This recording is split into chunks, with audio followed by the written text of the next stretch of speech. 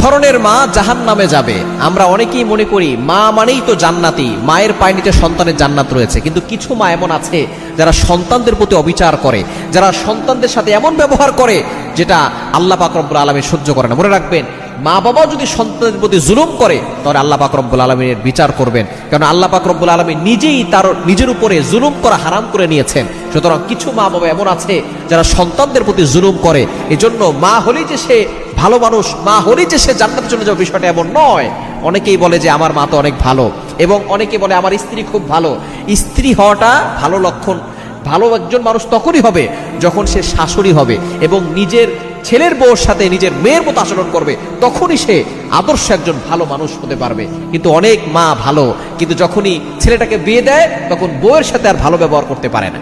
এজন্য ভালো ব্যবহার তখন হবে, আদর্শ মানুষ তখন হবে যখন সে নিজের ছেলের বউর সাথে ভালো ব্যবহার করবে। 3 ধরনের মা। নাম্বার 1, 1 নাম্বার হচ্ছে যারা নিজের সংসারের সন্তানদের ভিতরে ঝগড়া লাগিয়ে দেয়।